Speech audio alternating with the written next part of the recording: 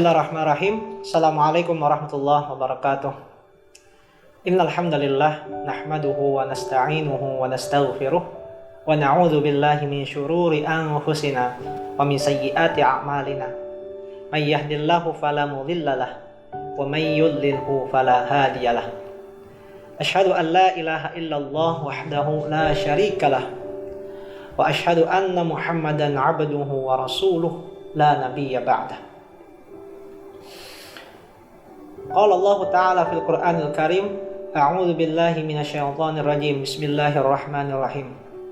Wa aqimus salata wa atuz zakata warka'u ma'ar raki'in.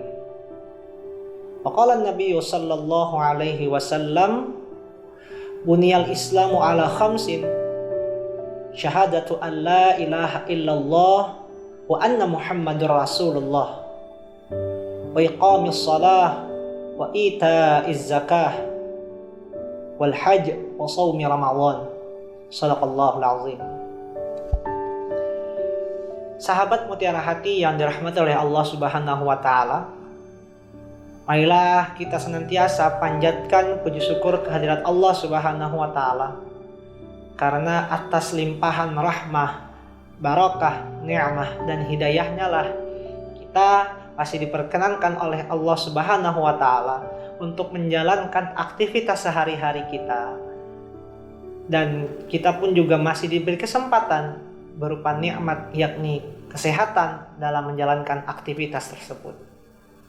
Salawat serta salam tak lupa pula kita haturkan kepada junjungan kita, idola kita, sang teladan kita, beliaulah Nabi Muhammad sallallahu alaihi wasallam beserta para sahabat, pengikutnya, hingga keluarganya, hingga akhir zaman, yang telah membawa nikmat Islam kepada kita. Sahabat mutiara hati yang dirahmati Allah Subhanahu wa taala, yang dimanapun Anda berada, tentu kita sebagai umat muslim mengenal dengan istilah rukun Islam. Sebagaimana dari hadis yang disampaikan oleh Rasulullah sallallahu alaihi wasallam yang berbunyi, buniyal islamu ala khamsin, bahwa agama Islam itu dibangun di atas 5 perkara. Syahadatu an la ilaha illallah wa anna Muhammadar Rasulullah, yakni bersaksi bahwa tidak ada ilah Tuhan yang berhak disembah kecuali Allah Subhanahu wa taala, dan sesungguhnya Muhammad itu adalah utusan Allah. Kemudian wa iqamis shalah, mendirikan salat atau menegakkan salat, wa itaiz zakah, dan menunaikan zakat, wal hajj, dan pergi ke Baitullah atau haji, wa shaumi ramadan, atau berpuasa pada bulan Ramadan. Dari kelima dasar atau kelima rukun tadi dalam hadis yang disampaikan oleh Rasulullah SAW, bahwa ada satu rukun yang seringkali kita kurang memperhatikannya, yakni dalam hal masalah zakat, yakni perintah untuk menunaikan zakat. Padahal kalau kita sering membaca Al-Quran, tentu ketika kita membaca kalimat wa aqimus shalah, pasti ada sandingan dengan wa atuz zakah. Alladzina yuqimuna as-salata alladzina yu'minuna bil ghaibi wa yuqimuna as-salata wa mimma razaqnahum yunfiqun walladzina yu'minuna bima unzila ilaika wa ma unzila min qablika wa bil akhirati hum yuqinun. Itu mungkin setelah ayat dari yang saya baca itu tadi ada makna dari wa yuqimuna as-salata wa yu'tuna az-zakah. Nah, jadi istilah dari atau perintah untuk menegakkan sholat pasti kemudian disandingkan dengan perintah untuk menunaikan zakat. Perintah untuk menunaikan zakat. Kemudian yang menjadi pertanyaan besar di dalam kepala kita, zakat itu sebenarnya apa sih? Kenapa dia begitu sangat penting di dalam menjalankan syariat Islam, terutama menjadi rukun, bahkan menjadi rukun atau pilar dalam Islam itu dibangun. Zakat secara bahasa berarti bertambah atau tumbuh. Makna seperti ini dapat kita lihat dari perkataan Ali bin Abi Thalib radhiyallahu anhu, yang artinya ilmu itu semakin bertambah dengan diinfakkan. Secara bahasa yang lain juga berarti as-shalah. Beda ya dengan as-shalah dengan as-shalah. Artinya adalah lebih baik. Kalau shalah itu pakai ta marbutah, kalau as-shalah itu pakai huruf ha di ujungnya. Sebagaimana dapat kita lihat pada firman Allah Subhanahu wa taala, fa'aradna ayyubdilahuma rabbuhuma khairam minhu zakah. Dan kami menghendakkan supaya Rabb mereka mengganti bagi mereka dengan anak yang lain yang lebih kesuciannya, yang lebih baik kesuciannya dibandingkan anaknya yang itu. Secara bahasa yang lainnya juga, zakat juga berarti ialah tatahhir atau mensucikan. Sebagaimana firman Allah Subhanahu wa taala, qad aflaha man zakkaha. Sesungguhnya beruntunglah orang-orang yang menyucikan jiwa itu. Quran surah Asy-Syams surah ke-9. Kalau yang tadi surah Al-Kahfi ayat 81. Zakat ternyata itu dapat mensucikan seseorang dari sikap bakhil dan pelit. Sebagaimana firman Allah Subhanahu wa taala, "Khudz min amwalihim shadaqatan tutahhiruhum wa tuzakkihim biha." Yang artinya ambillah zakat dari sebagian harta mereka, dan dengan zakat itu kalian akan membersihkan dan menyucikan mereka. Quran surah At-Taubah ayat 103. Nah, adapun secara terminologi syar'i, bahwa zakat itu berarti penunaian kewajiban pada harta yang khusus dengan cara yang khusus dan disyaratkan dan ketika ditunaikan telah memenuhi haul masa 1 tahun serta mencapai nisab standar minimal harta sehingga ia wajib dizakati. Zakat juga kadang berarti harta yang dikeluarkan. Adapun muzakki, yang biasanya mungkin orang-orang baru mengetahui apa sih namanya muzakki, mustahik dan lain sebagainya. Adapun muzakki adalah istilah bagi orang yang memiliki harta dan mengeluarkan zakatnya. Itu namanya muzakki. Jadi dari berbagai pemaknaan masalah zakat, baik itu secara bahasa maupun secara terminologi, bahwa zakat itu adalah karena pokok harta yang menyebabkan ia akan tumbuh dengan bertambah berkah jika itu ditunaikan. Dan orang yang menunaikan zakat akan mendapatkan berkah berupa doa dari orang yang berhak menerima zakatnya. Harta lainnya tersisa juga akan lebih bersih dari syubhat atau dari keraguan-raguan, dari mana sih asalnya harta ini, dari mana sih asal harta ini kita terima, dari mana sih harta ini kita dapatkan. Jadi ketika kita mengeluarkan zakat sesuai dengan haul, sesuai dengan nisab yang telah ditentukan oleh dalam syar'i atau dalam syariat agama kita, maka yang menjadi ganjarannya adalah dia akan mendapatkan keberkahan dari orang yang menerima zakat. Kemudian dia juga senantiasa akan didoakan juga dari harta yang tersimpan itu dihindarkan dari yang namanya harta yang syubhat atau harta yang dihasilkan dari kewaswasan atau keraguan-raguan atau harta yang tidak jelas dari mana asalnya. Dan si pemilik harta terlepas dari kewajiban-kewajiban yang berkaitan dengan hartanya tersebut. Nah, jadi makna dari zakat itu adalah daripada untuk mensucikan.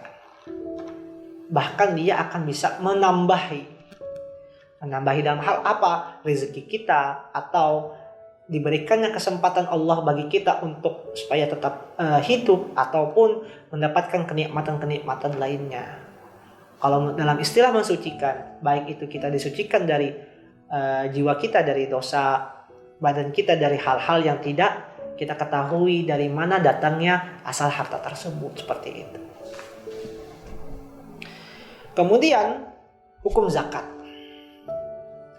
Zakat itu disyariatkan pada tahun kedua Hijriah, berdekatan dengan waktu disyariatkannya puasa pada bulan Ramadan. Jadi zakat itu ditetapkan dalam syariat Islam pada tahun kedua Hijriah, bertepatan juga tidak lama setelah ditetapkannya puasa dalam bulan Ramadan sebagai syariat dalam agama Islam. Zakat pada hakikatnya merupakan kewajiban dan merupakan bagian dari rukun Islam. Merupakan bagian dari rukun Islam. Hal ini tidak diragukan lagi karena telah terdapat berbagai dalil di dalam Al-Quran, hadis, dan ijma' kesepakatan para ulama. Salah satu dalil yang menyatakan wajibnya zakat adalah ayat Al-Quran yang berbunyi wa aqimus sholata wa atuz zakah, dan dirikanlah salat dan tunaikanlah zakat, tawarka'u ma'ar raki'in, dan rukuklah bersama orang-orang yang rukuk. Quran surah Al-Baqarah ayat 43. Perintah zakat ini berulang kali disampaikan dalam Al-Quran di berbagai ayat hingga mencapai kalkulasi bahwa zakat itu sering disebut dalam Al-Quran sebanyak 32 kali. 32 kali dalam Al-Quran itu disebutkan masalah wa'atuz zakah atau wa'aqimus sholata wa'atuz zakah. Begitu pula dalam hadis ditunjukkan mengenai wajibnya zakat. Diriwayatkan dari Ibnu Umar radhiyallahu anhu berkata bahwa Rasulullah sallallahu alaihi wasallam bersabda, "Buniyal Islamu ala khamsin, syahadatu an la ilaha illallah wa anna Muhammadar Rasulullah, wa iqamis shalah, wa ita'iz zakah, wal hajj, wa shaumi Ramadan." Bahwa Islam itu dibangun atas 5 dasar atau 5 rukun. Yang pertama, bersaksi bahwa tidak ada ilah yang patut disembah kecuali Allah Subhanahu wa taala, dan Muhammad itu adalah utusan Allah. Menegakkan salat, menunaikan zakat, pergi haji ke Baitullah di Mekah, dan berpuasa pada bulan Ramadan. Begitu juga sabda Nabi Sallallahu alaihi wasallam ketika Mu'adz bin Jabal akan berdakwah ke Yaman, yang artinya, jika mereka telah menaatimu untuk mentauhidkan Allah dan Rasulnya serta menunaikan salat, maka ajarilah mereka tentang sedekah atau zakat yang diwajibkan atas mereka.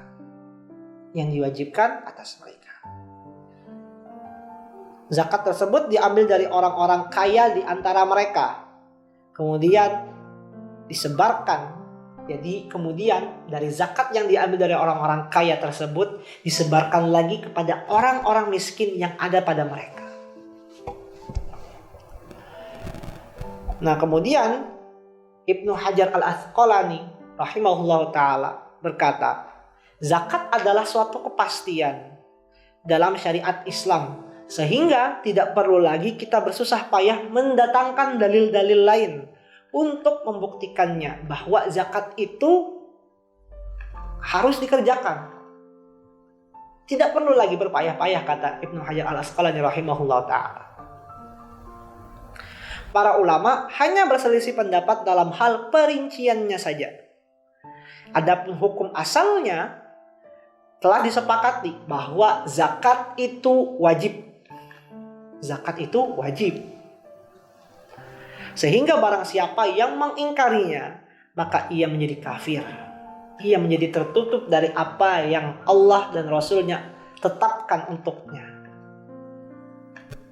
Nah, ketika kita mengaku seorang muslim, maka kelima perkara atau kelima rukun ini harus wajib dilaksanakan. Terutama yang sepele adalah masalah zakat. Karena apa? Seringkali zakat ini kita anggap remeh. Fenomenanya adalah zakat pada hakikatnya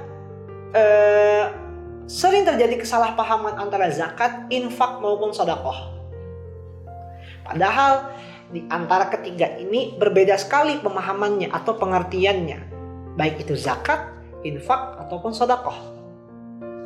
Zakat, seperti yang sudah saya jelaskan tadi sebelumnya, bahwa itu sudah ditetapkan, baik itu haulnya maupun nisabnya.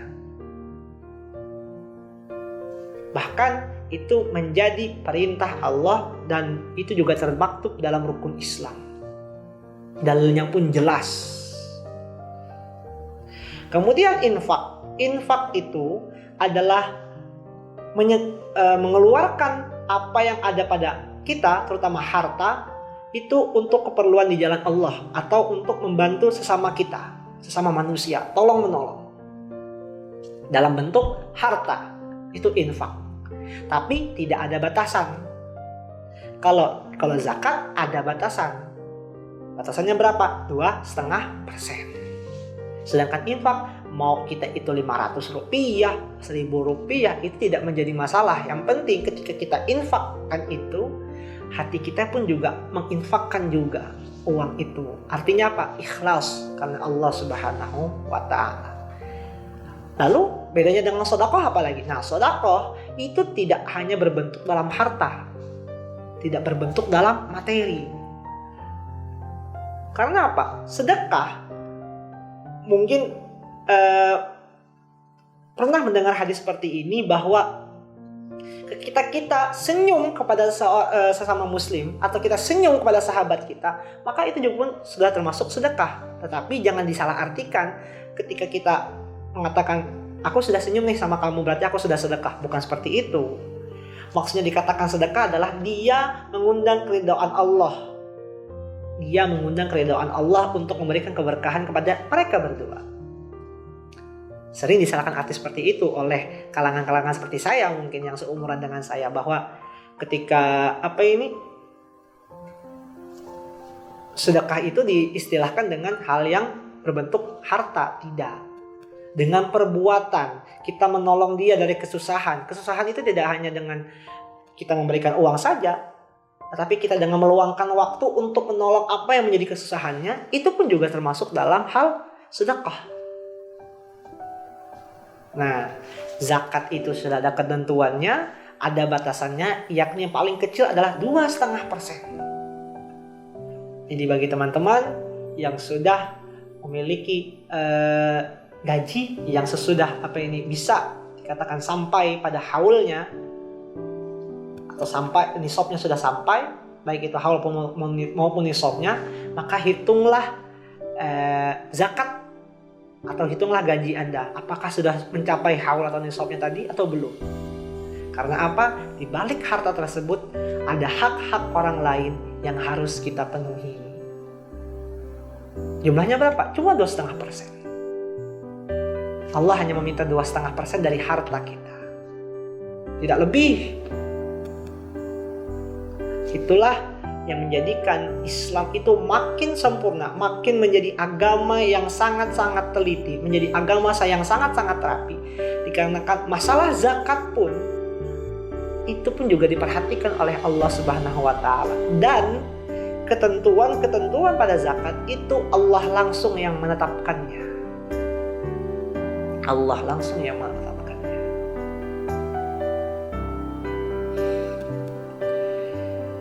Nah, kemudian tambahan lagi dari pembahasan mengenai makna zakat dan sedekah dalam syariat Islam sebenarnya memiliki makna yang sama makna. Keduanya terbagi menjadi dua. Ada yang wajib dan yang sunnah.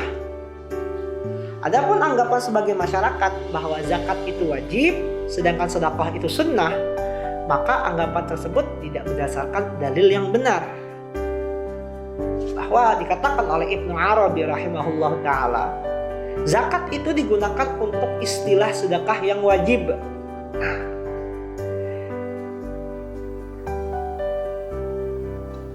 yang sunnah untuk nafkah, kewajiban, dan pemaafan. Jadi zakat itu untuk istilah sedekah yang wajib, yang sunnah. Yang sunnah itu untuk nafkah, kewajiban, dan pemaafan. Jadi, tapi seringkali penempatan makna zakat dan sedekah atau infak seringkali terbalik sih oleh masyarakat di sekitar kita. Misalkan nih dia mempunyai gaji di atas UMR misalkan. Kemudian ya kita taruhlah, anggaplah 2,5 juta. Jadi bisa jadi dari 2,5 juta itu dikalikan dengan 2,5%. Mungkin silahkan teman-teman hitung berapa dari 2,5 juta dikalikan 2,5%.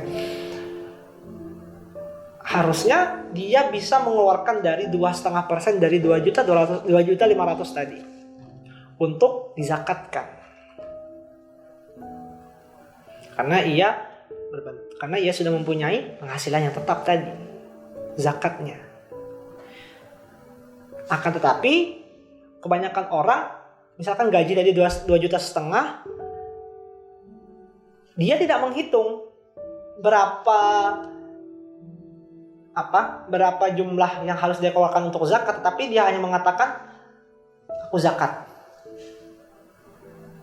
Nih aku keluarkan 50.000 untuk zakat. Hal yang semacam ini sebenarnya keliru, dikarenakan untuk permasalahan zakat itu yang lebih utama adalah kita harus menghitungnya. Kita harus menghitung baik itu penghasilan yang kita dapat, penghasilan atau bonus-bonus lain yang kita dapat, itu ditambahkan, kemudian dijumlahkan berapa hasilnya, kemudian dikurangi dari hutang-hutang kita ataupun dari keperluan-keperluan kita lainnya. Dan disitulah kita akan menemukan hasil dari harta bersih kita berapa. Jadi caranya adalah untuk menghitung zakat yang profesi, misalkan gaji sebulan dan berserta dengan bonus-bonus yang Anda dapatkan selama sebulan itu, kemudian itu dijumlahkan. Lalu dikurangi dengan hutang beserta keperluan-keperluan Anda. Setelah itu antara pendapatan tadi dengan pengeluaran dikurangi, dan disitulah ada hasil bersihnya berapa yang Anda dapatkan. Kemudian dihitung dengan 2,5%. Berapa yang harus dizakatkan. Seperti itu caranya. Bukan dengan serta-merta langsung mengeluarkan uang 50.000, tek, saya mau zakat. Tidak seperti itu. Karena aturan main dari zakat itu sudah ditentukan oleh Allah Subhanahu wa taala. Itu sudah ditentukan oleh Allah Subhanahu wa taala. Kemudian dibahas lagi oleh ulama-ulama fikih tentang masalah fikih zakat. Berarti bukan sembarang kita sudah 50.000. Nah, kalau misalkan seperti itu tanpa ada hitungan yang jelas, itu akan dikategorikan sebagai infak atau sedekah, bukan zakat. Karena apa? Untuk zakat itu harus melalui perhitungan yang sesuai tadi. Antara pendapatan dengan pengeluaran kemudian akan ketemu harta bersih kita, kemudian dikalikan dengan 2,5%. Berapa hasil tersebut? Banyak yang sering mengatakan, ini aku zakat sudah. Padahal kita belum tahu dia sudah menghitungnya apa belum. Karena masih banyak sekali yang mengatakan bahwa, banyak sekali yang belum sadar juga bahwa zakat itu hanya sebatas uang. Tidak. Dari uang yang kita hasilkan itu tidak. Tapi bagaimana misalkan dari kita menggunakan motor. Ya, kita tidak tahu motor itu digunakan untuk sebagai apa. Mungkin saja dari motor yang digunakan itu dia berdagang. Untuk mengantarkan apa, itu juga wajib dikeluarkan zakatnya. Mobil misalkan. Terus emasnya, tanahnya, kebunnya. Nah, itu ulama-ulama fikih sudah menjelaskan tentang hal itu. Jadi, inilah yang harus dipahami oleh kita selaku umat Islam. Karena apa? Apa yang Allah berikan kepada kita itu adalah titipan dan juga rezeki bagi kita. Terkadang juga harta yang bermacam-macam itu bentuknya, itu pun juga merupakan fitnah atau cobaan untuk kita. Innama amwalukum wa auladukum fitnah. Sesungguhnya harta-hartamu maupun anak-anakmu, kata Allah, itu adalah cobaan. Loh, cobaan harta itu apa sih? Apakah kita dengan kebanyakan harta itu akan menjadikan kita pusing? Tidak. Tapi yang akan dipertanggungjawabkan oleh Allah ketika harta yang Allah berikan kepada kita, Allah akan menanyakan, harta itu digunakan untuk apa? Didapatkan dari mana? Kemudian harta itu apakah didapatkan dengan cara yang halal atau yang haram? Dan lain-lain sebagainya. Nah, disitulah maksud dari bahwa zakat itu dapat menyucikan atau membersihkan sebagian harta kita yang masih tersimpan. Maksudnya seperti itu. Mudah-mudahan nih dari yang harta yang kita keluarkan, dari yang kita nih lupa ini datangnya dari mana nih harta kaum masa yang misalkan dapat 2 juta tiba-tiba dapat 2.800.000 atau dapat bahkan sampai 3 juta. Kita harus mengetahui kita ketahui ternyata ada di dalam simpanan kita, misalkan uang yang harusnya 2 juta aja tiba-tiba pertama menjadi 2.800.000 dan sebagainya. Maka zakatkanlah uang tersebut atau harta tersebut. Mudah-mudahan dengan zakat yang kita keluarkan, Allah bersihkan dan Allah sucikan hati maupun harta kita. Kita akan lanjutkan setelah pariwara berikut.